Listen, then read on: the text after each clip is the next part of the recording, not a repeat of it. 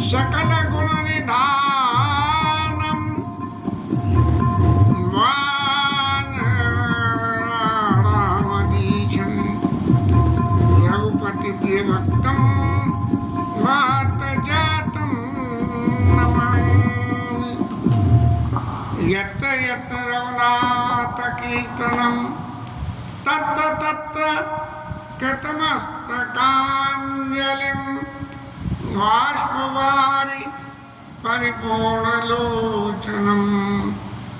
मारुतिं नमः राक्षसान्तकम्।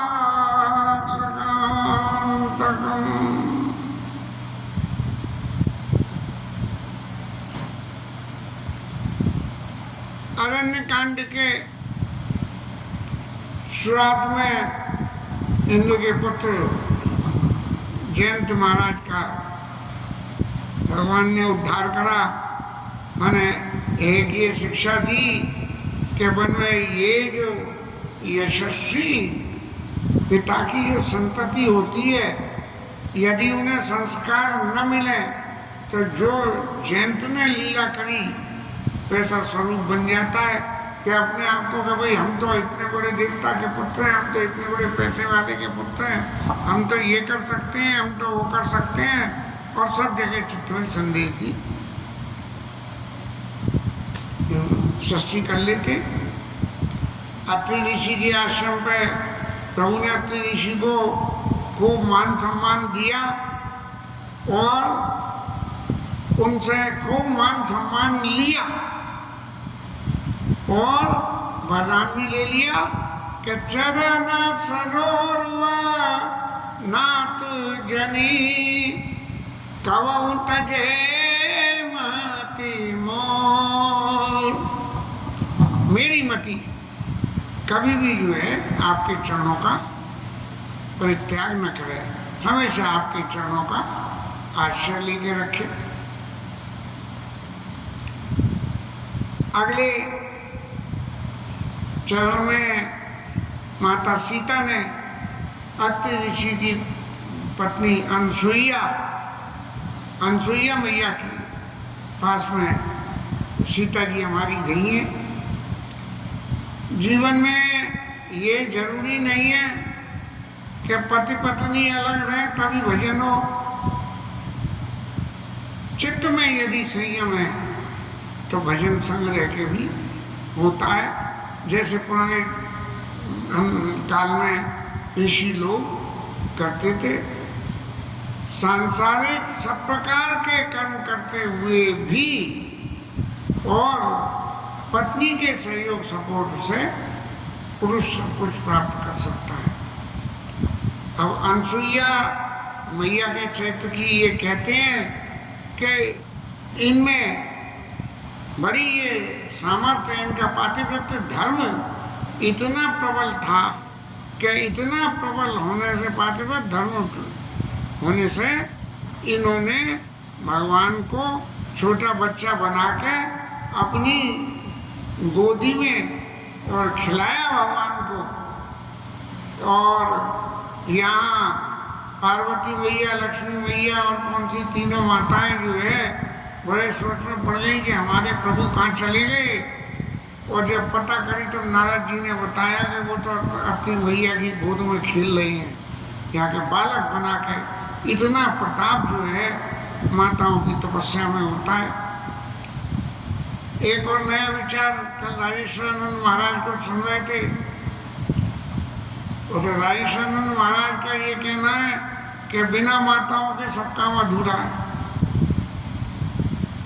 यदि माताएं न हैं तो हमारा तो क्या भगवान का चक्र भी न चले, ऐसी परिस्थिति है। और रामायण के प्रसंग में जहाँ जहाँ माताओं ने सबरा फाला बदला उसका विवरण उन्होंने दिया कि सबसे पहले तो माता कैकेयी और कौड़ी मैया की कथा आ गई कि उन्होंने भगवान राम को वन में भेजा और वन से उनके क्षेत्र को आगे प्रकाशमान करने के लिए या कहें उससे पहले के लिए वो तारका मैया ने जो है राम जी को कहना चाहिए उनके प्रताप प्रभाव को दिखाया।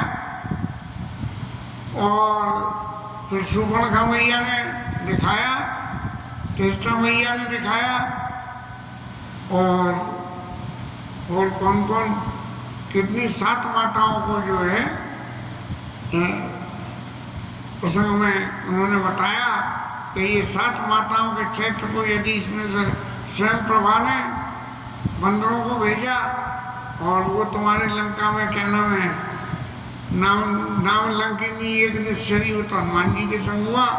लेकिन तेष्टा नाम राक्षसी का रामचंद्र रथ निपुण विवेका ये ना, और भगवान के चैत्र को प्रकाशमान करने के लिए माता मंदोदरी ने भी जो है रावण को बहुत समझाया, यद्यपि ऐसा नहीं। लेकिन इन सबका बड़ा विशिष्ट रोल है, और इनके रोल के बिना लीला भी अधूरी रह जाती है। थोड़ा और विचार करें तो राधा जी के बिना हमारे ठाकुर अधूरे, गोपियों के बिना ठाकुर अधूरे, और सारी लीलाओं का श्रेय जो है गोपी साम्राज्य को गया। ऐसे ही आरती महाराज के घर में अनसुईया महारानी और सीता मैया ने जाकर अनसुईया के पद गई सीता मिली बहोरी सुशीला विनीता। जहाँ सीता मैया साक्षात लक्ष्मी जी का स्वरूप है, और अत्रि महाराज की पत्नी अनसुईया परम पतिव्रता, और जैसे अत्रि महाराज भगवान को पूछते हैं और भगवान अत्रि महाराज को पूछते हैं, ऐसे ही सीता मैया जो है वो भी जाके और अनसुईया मैया की पूजा करती हैं। और पूजा करने के उपरांत मिली बहोर सुशील विनीता, पूजा तो चरण स्पर्श किए, यद्यपि वो ऋषि मुनि है, ऋषि पत्नी है, लेकिन सीता मैया साक्षात भगवान की आदि शक्ति है। इसके बावजूद भी सीता मैया ने जाके उनको प्रणाम किया। लौकिक जगत के नाते में उम्र का बड़ा होना बड़ा मायने रखता है, और छोटी उम्र के पास ज्ञान चाहे कितना भी हो, लेकिन अपने से बड़े को मान सम्मान देना, ये शिक्षा इस प्रकार से मिली। और फिर उनको जो है अनसुईया मैया ने शायद गले ही लगाएगा, मिली बहोर, मिली माने गले मिली बहोर सुशील विनीता, अत्यंत सुशीलता से और विनय के संग में हाथ जोड़ के झुकते हुए उनसे मिली। अब अनसुईया मैया के मन में तो बड़ा सुख हुआ कि साक्षात ब्रह्म हमारे आश्रम में पधारे, और ब्रह्म पधारे तो पधारे, उनकी पत्नी भी आई और उन्होंने आके हमें मान दिया। तो उन्होंने मिली बहोर सुशील विनीता, और फिर उन्होंने आशीष दे निकट बैठाई, अपने पास में बिल्कुल बिठाया। अब पास में बिठाने के उपरांत जब माताएं मिलेंगी तो क्या होगा, सांसारिक चर्चा होगी, और सांसारिक चर्चा में क्या होगा, तो आज के ज़माने में तो सब विपरीत है, उन बातों से कोई मतलब नहीं, लेकिन सांसारिक चर्चाओं में भी यदि भागवत चर्चा करनी है तो भागवत चर्चा करने के लिए ये ऋषि समाज की जो परंपरा है कि जब कहीं भी मिलो तब भगवत विषयक बातें ही करो, तब जो है ऋषि पत्नी ने अनसुईया मैया ने सीता मैया को ये कुछ उपदेश किया, और इस उपदेश का नाम दिव्य वसन भूषण पैराए। माने ऋषि थे तो वन में रहते थे, तो जो भी कुछ संसाधन होगा, इधर माता सीता वनवासी वेश में, तो वनवासी वेश में तो कोई वैसे लौकिक जगत के आभूषण और वस्त्र तो पहनाए नहीं जाते, तब जो है दिव्य वसन भूषण पहनाए। और वो दिव्यता क्या है वस्त्रों की और आभूषणों की, कि जो एक माता के पास में होना बहुत जरूरी है। वस्त्रों के साथ साथ उसके पास में दिव्यता होना बहुत जरूरी है। तब ये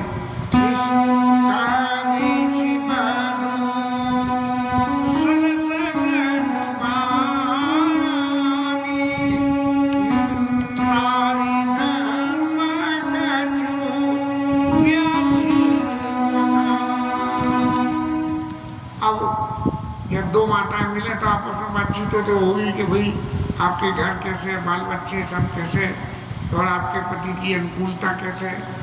और तो और सही कि देवी आप इतने सुख से जंगल में इस तरह से कैसे रहती हो, इस तरह की बातें होती हैं। तो इन बातों में अनसुईया मैया ने कि नारी धर्म, एक स्त्री चाहे वो नारी धर्म कछु ब्याज बखानी है, कुछ स्त्री का धर्म के धर्म क्या है, इस धर्म को कछु ब्याज बखानी, ब्याज मैंने शॉर्ट में कोई बखान किया। और फिर ये समझाया गया मातु पिता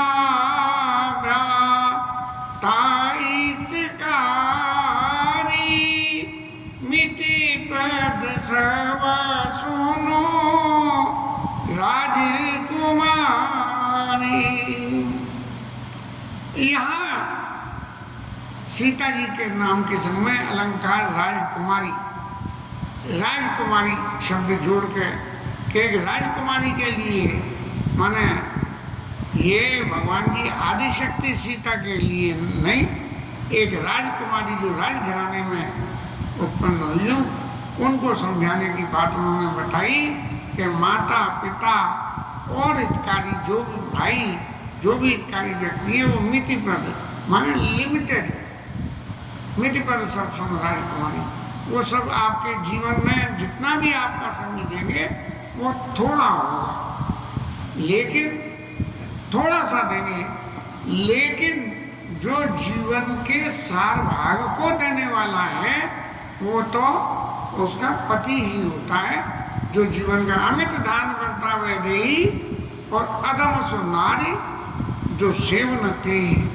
जो जीवन की नैया को पार लगाने के लिए उनका पति ही होता है। अब तो परिभाषाएं सब बदल गई हैं, तो वो जो है अमित दान बहता हुए देही, तो ये जीवन की बात बाके सबको पूर्ति करने के लिए तो पति होता है। और ये के इस अरे बाप रे, इस विषय को के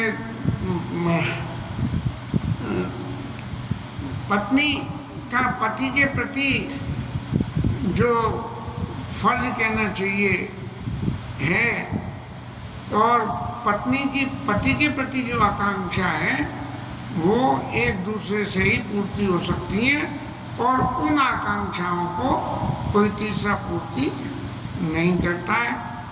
और फिर एक शब्द में और कहा कि अमित दान भरता वे देही अदम सुनार जो सेवन थे। इसीलिए पति सब तरह का सब कुछ इंतजाम अपनी पत्नी के लिए कर सकता है। इसीलिए शेष मतलब की बात है कि अदम सुनार जो सेवन थे, इसीलिए पत्नी को पति की सेवा करनी चाहिए। एक तो ये बात रही, दूसरी रही कि धीरज धर्म मित्र नारी आपद काल परखियाई जारी। धीरज को धैर्य कितना हम झेल सकते हैं, हमारे धर्म को, अपने मित्र को और नारी को। ये धीरे धर्म और मित्र तो ये पुरुष प्रधान हो गए और नारी जो है माता प्रधान हो गई। आपद काल पर यही चारी, जब जीवन में विपत्ति आवे तब ये पता लगता है कि ये हमारे वास्तव में कितने हेतु हैं। धीरज वैसे तो बोले साहब हमारे पास तो बहुत धैर्यवान है, लेकिन पता लगा जरा सी चोट लग के हाय हाय करने लगी और जरा सी परेशानी आई तो धर्म छोड़ के, धर्म की बातों को विश्वास करके और अपने देव स्थान और सभाओं को छोड़ के हाल विपत्ति आई तो पता लगा कि सैयद बाबा को पूजा करने चले गए।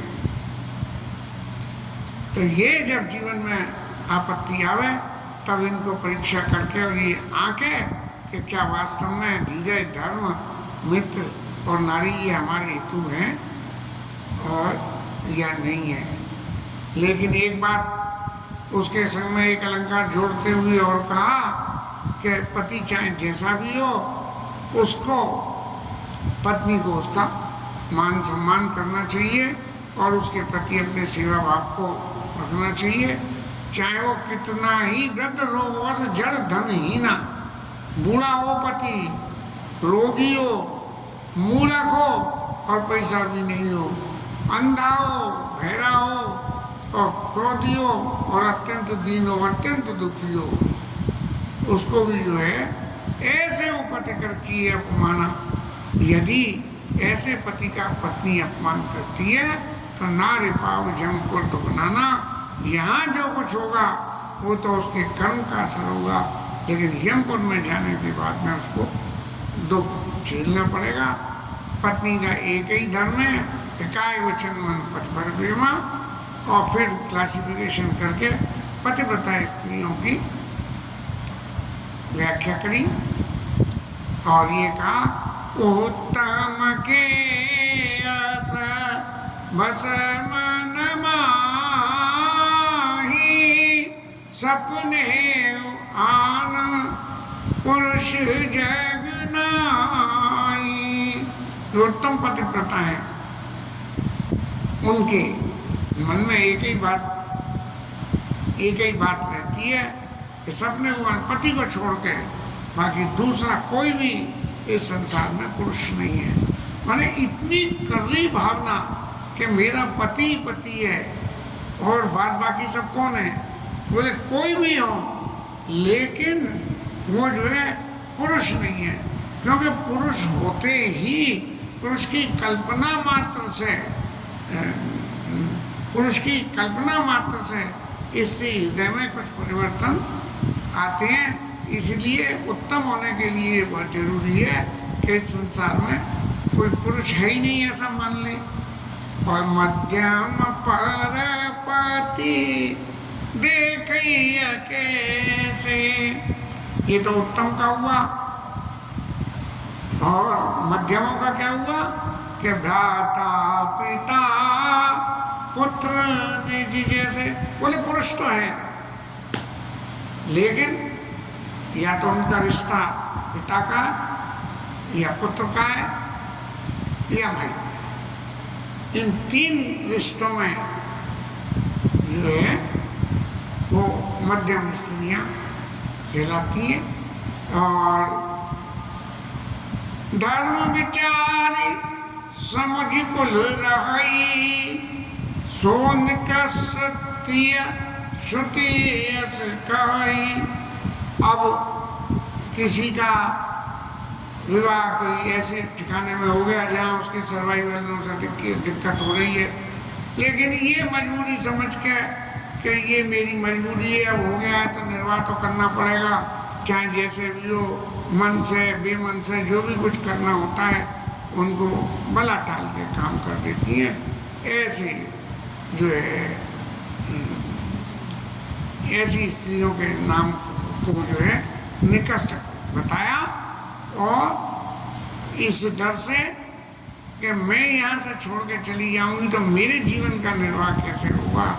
धर्म बिनु अवसर भय तेरा जोई, इस डर से कि मेरा क्या होगा, खाने पीने को कहाँ से मिलेगा, यहाँ इसलिए इनके संग रहना है कि यहाँ रहोगे, करना तो अपने मन की, हाँ, लेकिन यहाँ खाना पीना सब मिलता रहेगा, इस डर से जो है ये है सो अदम सो नारियों से सो निकल जाने हुआ अधम नारी जग सोई, ऐसी स्त्री को अधम, अधम माने सही मायने में कहना चाहिए पाप करने वाला, कि ये पाप कर रही है कि बिनु अवसर बहती रह जोई, जाने अधम नारी जग सोई।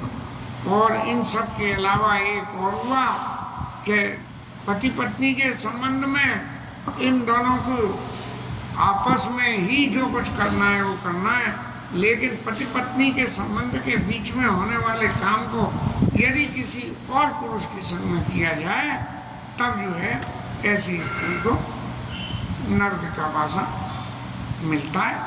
और वो नरकों में भी रौरव नरक मिलती है। ये पति पत्नी संबंध में जो क्षणिक सुख पैदा होता है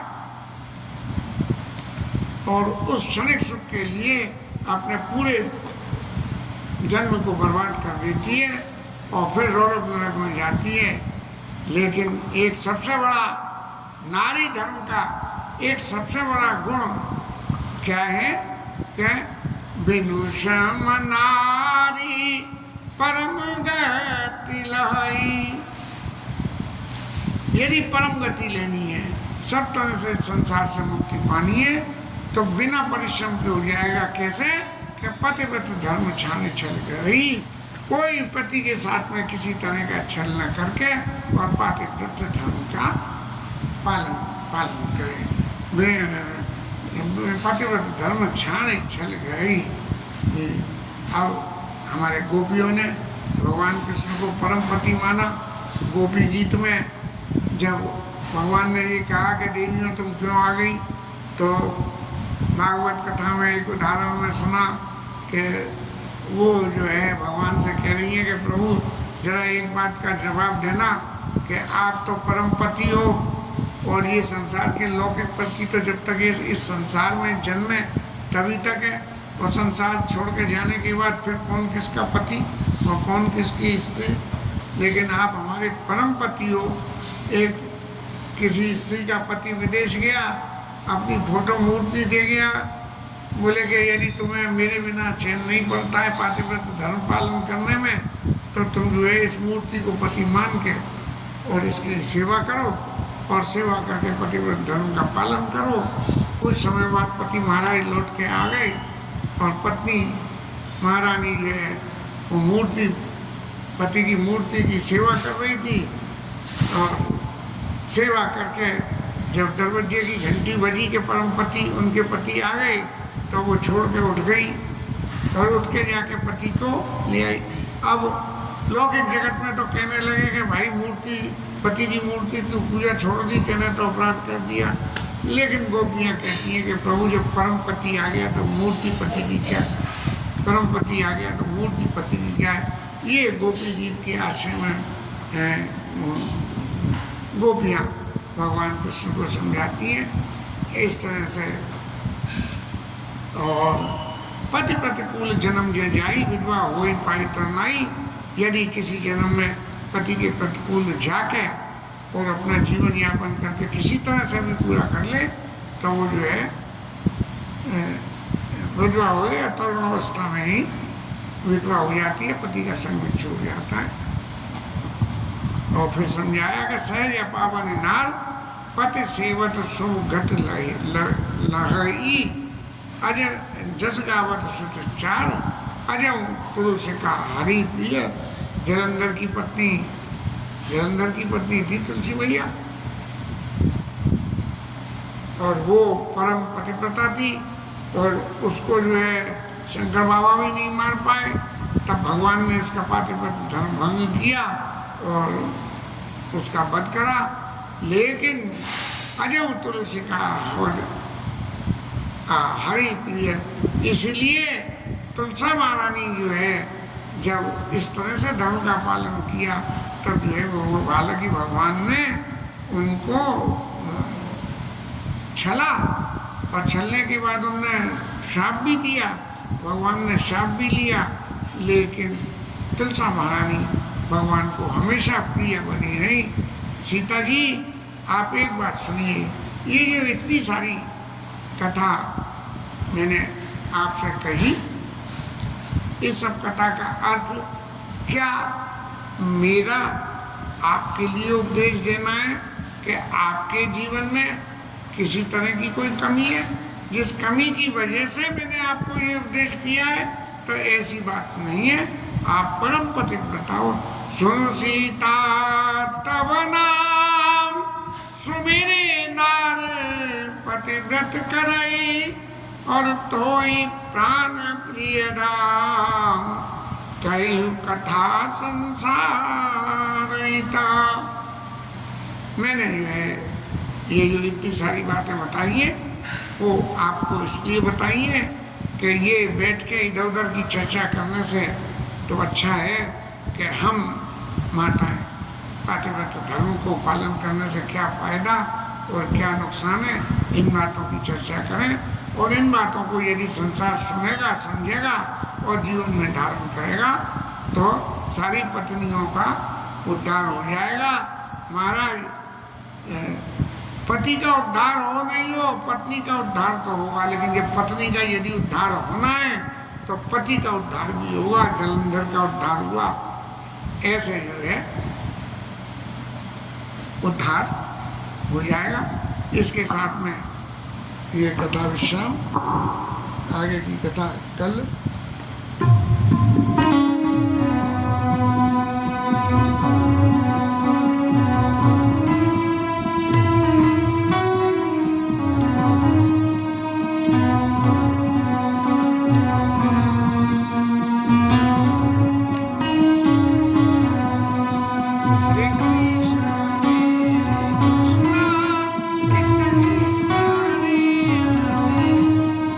Hare